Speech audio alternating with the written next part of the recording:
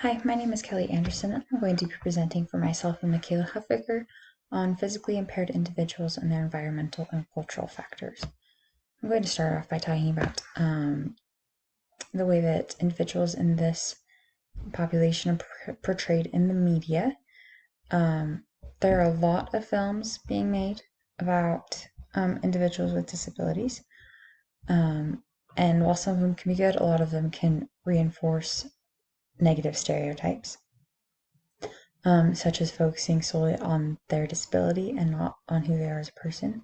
And it can, some shows may depict a disability as an origin story for a villain.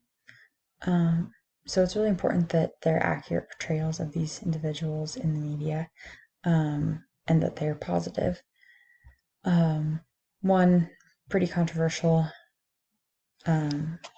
show that was made in the last few years was Me Before You, that depicts the life of a man who is a recent paraplegic or quadriplegic, and his journey to determine whether or not his life is worth continuing. So it's just important that these stereotypes are avoided and that there are positive depictions in the media. For family support, it's important that individuals with disabilities have good family support or friend support. If they have a lack of support, they may need to live in an assisted living facility or a SNF, and they're probably going to be more prone to complications like pressure injuries or mental health problems. If they have an adequate support system, then they'll be able to live at home. They'll be able to learn how to live with their impairment and get help that they need with ADLs. Peers are really important for individuals with physical disabilities. It can help their self-esteem, decrease their loneliness, and improve their mental health.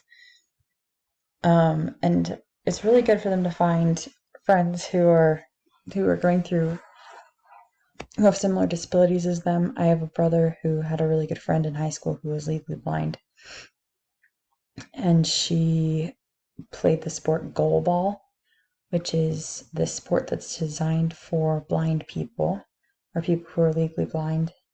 And everyone who plays the sport will wear blinders since everyone will have different levels of vision. But it's a sport that's played, you determine where the ball is by hearing it, and you're trying to score a goal across the court. If you've never watched Goldball before, you should look it up on YouTube because it's a pretty cool sport.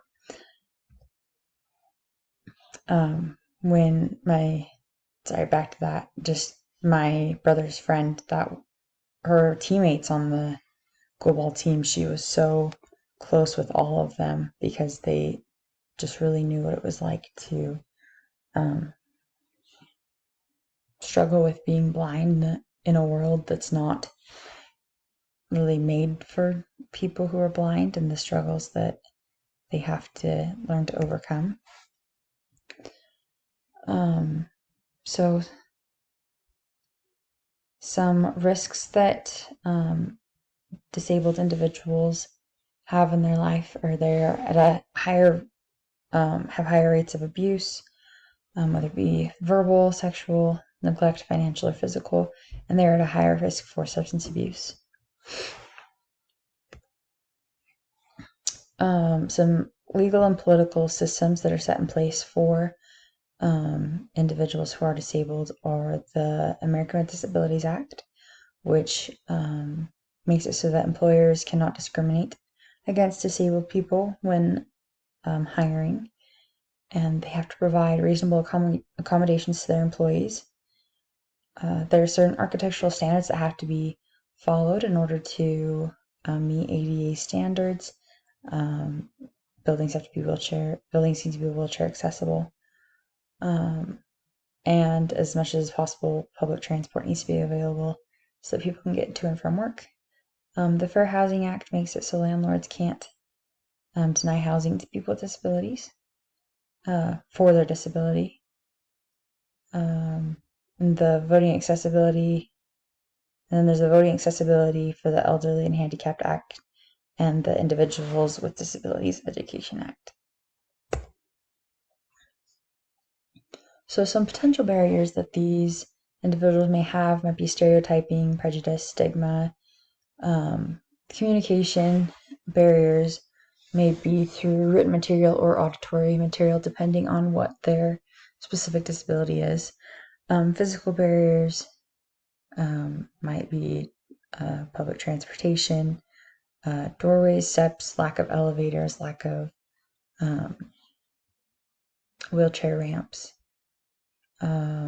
Policy barriers would be an organization not providing reasonable accommodations, lack of accessible equipment, and then social barriers may be lack of employment or annual income.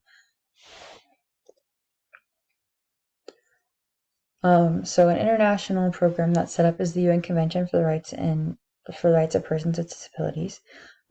They meet biannually to discuss disability rights, and it's an international group.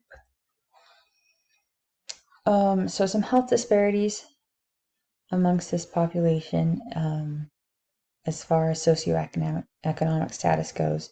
They might have a lack of health insurance, a lack of ability to pay for the healthcare that they need.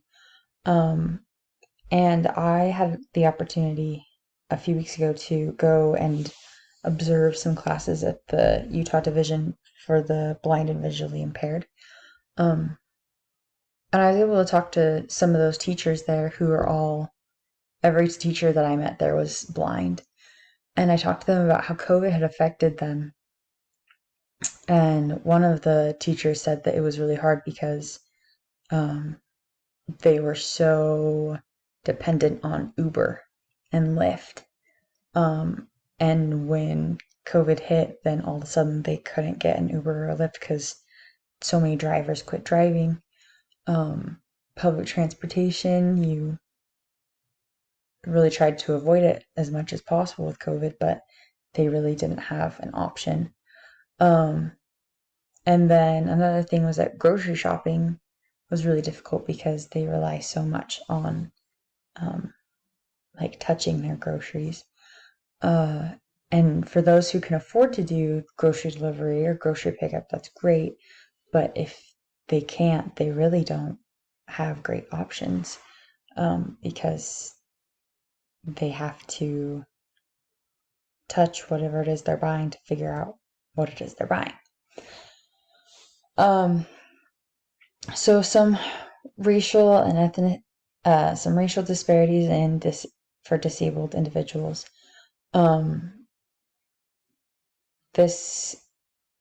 I found a study about the Pittsburgh school system, and there's a very high rate of Black children who were referred to the juvenile system who had disabilities. It was much higher than the rate of white children with disabilities who were referred to the system. In Angel Love Miles, I found an article on from the BBC about her that she wrote, where she talks about how when she was in college, then all of her friends who were in wheelchairs were white, and she fit in with them as far as being in a wheelchair was. She was born with spina bifida, but she talks about how being in a wheelchair with her friends who were in wheelchairs, she fit in, except for the fact that she was Black and they were white, and that made things different for her. But then all of her friends who were Black, she was treated differently because she was in a wheelchair, and she just didn't really have a place where she really fit in. She had two forms of being in a minority that were against her. Some religious health disparities. Some religions will teach that disability comes as a punishment from God for sinning. And some churches may see, or some religious people may see disabled individuals as a charity case. I found an article about this man who he was blind, and he would have people walk up to him all the time and say, can I pray for you that your blindness will go away? And he would say, like, I don't need you to fix me. Like, this is not something that like needs to be fixed. So women who are disabled, they're subject to what they call double discrimination. According to the United Nations, disabled women have a harder time getting housing. They're at a high risk for violence and sexual abuse or sexual assault. And they have a high unemployment rate, which is 75%. Geographical disparities. Being disabled in a rural location is really difficult because of lack of public transportation. So you're really dependent on people around you taking you from place to place. There's less specialized care in rural areas. If you need specialized care, you need to be in a more urban area. And there are going to be less educational resources for individuals with disabilities. It's going to be education is going to be much more generic. So some biases that are present in this group, they may be subconscious. Implicit bias is subconscious. So one thing would be, if you are working with someone who's disabled, giving them an easier task, not viciously, but just to try and make things easier on them because they're disabled, might be implicit bias. And then explicit bias would be not hiring someone because of their disability or unequal pay.